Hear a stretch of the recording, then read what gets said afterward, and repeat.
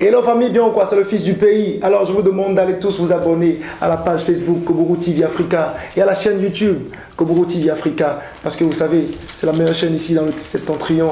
Et comme vous le savez tous, Koburu TV Africa, ce que dit l'image. On est ensemble. See you. Koburu TV Africa, ce que dit l'image.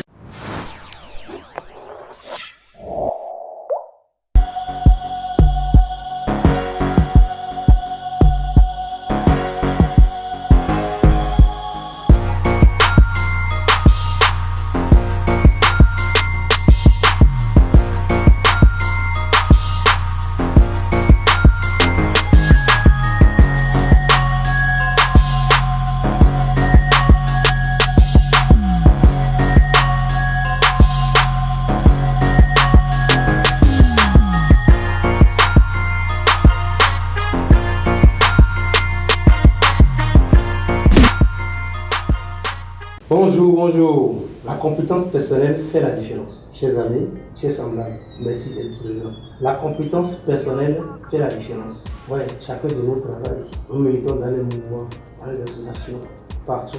Mais comment nous arrivons à accomplir ce qu'on nous a confié comme mission? Tout est là.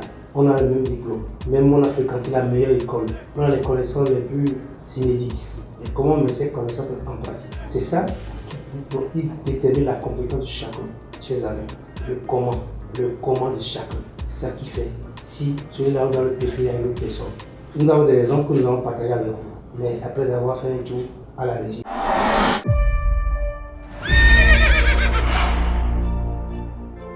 Vous voulez faire de votre talent un métier?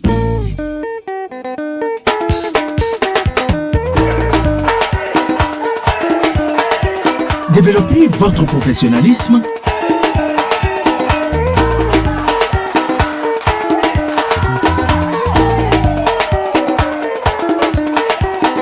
Devenez vidéo leader. Et vidéo leader, numérisez votre vie. Je vais vous raconter une histoire.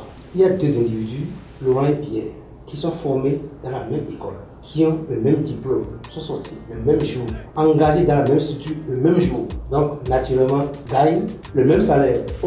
Mais chemin faisant, on a promu, Pierre est devenu directeur, l'autre est toujours chef service quelque part. Alors, Laurent n'a pas digéré. C'est vrai, Laurent, c'est quelqu'un qui vient à l'heure, il travaille dur jusqu'à la fin, il rentre, il vient. Donc, il est assis à son travail. Il se dit, mais quand même, je me donne à un travail comme ça. Pourquoi que leur promotion, c'est du favoritisme? Et c'est parce que c'est tellement que Pierre a une acquaintance avec le directeur, c'est pourquoi on l'a promu et lui on l'a laissé. Alors, il a décidé de quitter, d'aller se chercher ailleurs. On a écrit sa lettre de démission. Quand il a déposé la lettre, il a eu le temps d'attirer l'attention du directeur que ce qu'il a fait, c'est pas bon. Qu'il a fait du favoritisme. Que lui, il se donne au travail, mais il est dit. Le directeur dit, ok, d'accord, j'accepte ta démission. Mais attends d'abord, on va faire l'étude avant que tu ne partes. Alors, le directeur a dit à Laurent, on va me voir s'il y a une vendeuse de pastèques sur le marché. Puisque l'entreprise travaille dans un secteur où la matière première est pastèque. Laurent sort, il y a une vendeuse. On dit, quel est le coût d'une pastèque? Laurent est encore allé pour dire oui. On dit, une pastèque coûte 100 francs. Il dit, ok. Et combien de fournisseurs il a? Laurent est encore reparti sur le marché. Il dit, Laurent, assois-toi. Le même ordre était donné, je vais donner le même ordre à Pierre. On va voir sa réaction. Alors on a payé Pierre devant Laurent. Laurent a dit, Pierre, va me voir s'il y a une vendeuse ou un vendeur de pastèques sur le marché. Pierre est allé, il a pris son temps quand il est venu. Il dit oui, il y a une vendeuse de pastèques sur le marché. Et le pastèque coûte tant. Quand on morceau, ça coûte tant. Et ils ont une capacité de 1000 pastèques à fournir. Si nous prenons tant, nous allons gagner tant. Notre chiffre d'affaires va augmenter. Il a donné toutes les informations nécessaires. Et quand il a fait dire tout ce que j'ai dit, j'ai qu'un rapport que je peux vous envoyer. Dans 15 jours plus, je vais vous envoyer le rapport. Alors, le DG a regardé Laurent. On dit, oh, n'oubliez pas, quand on a demandé à Laurent, il va, il dit oui, il y a un vendeur de pastèques. À quel prix? Il va sur le marché, il dit le prix. Mais on a donné le même ordre, l'autre a exécuté point par point, de façon que le directeur, le DG n'a plus besoin d'autres informations pour prendre une décision. Et comprenez avec moi, dans le cas de Laurent, chaque fois, il faut relancer Laurent avant qu'il avance. Alors, Laurent a baissé la tête, il a compris. Il dit, il a trouvé là où c'est tout son erreur. Il dit oui, il accepte. Il a revu sa position. Il accepte d'apprendre chez Pierre. C'est ça la compétence. C'est pas faire des diplômes. Vous comprenez qu'aucun employeur n'engage quelqu'un pour beaucoup parler, pour se fatiguer. Non, c'est pour lui faciliter la vie. lorsque l'employeur travaille pour que le patron ne voit pas que sa présence est nécessaire, alors il est content. C'est plus facile d'accéder aux doléances de l'employeur. Mais si chaque fois, le patron doit te rappeler, tu as fait telle chose, tu dois faire telle chose, va à tel endroit, alors il est fatigué. Pourquoi tu es là? S'il pouvait tout faire, pourquoi il va prendre des gens? Vous savez, lorsque vous rendez indispensable, alors le patron est flexible. On va vous parler avec considération, avec respect, avec tout.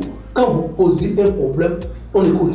Mais celui qui ne fout rien, on le chiffonne, on l'embête parce que ça présente des nerfs, parce qu'il crée des problèmes, tu crées des charges alors que tu n'es pas en mesure de faire ce que tu dois faire. Donc si vous êtes dans une entreprise et vous constatez qu'à des moments de ça ne va pas, posez-vous la question. Comment vous faites votre travail? Voilà le cas de Laurent, il travaille dur, il se donne, mais pour peu de résultats. Mais l'autre travaille peu. Mais regardez, en quelques temps, il a donné tout ça dans l'analyse là. Il peut aller dormir. Puis c'est ça qu'on a donné dans la journée. Il a fait un ligne, il a déjà fini avec. Il peut aller faire autre chose. Mais c'est sans ce Laurent va venir d'abord dire aller encore sur le marché. Regardez, il va prendre toute la journée à faire le même travail que l'autre a fait en quelques heures pour permettre au directeur de prendre une décision. L'autre va prendre toute une journée pour travailler. Il dit travail dur, c'est vrai, il travaille dur, mais pas de manière efficace. C'est ça que nous devons savoir. Je le répète, aucun employeur ne recrute quelqu'un parce que la personne est belle, parce que la personne est taille haute, est lancée, parce que la personne est riche. Non, on te recrute parce qu'on entend quelque chose de toi, parce que le patron voit que lui, il est incapable de faire ce travail. Il ne peut pas faire. Il a besoin d'utiliser ta compétence, ton intelligence pour accomplir cette tâche-là. Mais si tu as besoin de fatigue encore, vous voyez, il va te repousser. Non, quand tu viens, lui doit parler peu. Il te regarde, tu sais ce qu'il veut. Il est content de toi. Et il y a un monsieur, encore deux exemples pour que vous puissiez comprendre. Il y a un monsieur qui ne participe jamais aux obsèques de quelqu'un. Il est toujours au travail. Mais un jour, il a un collaborateur qui a perdu ses parents. Il a laissé tout pour y aller. Alors, et devant tout le monde, il a embrassé son collaborateur, il a donné une enveloppe. Elle a dit, mais tiens, depuis quand toi tu vas à des funérailles, tu n'as jamais.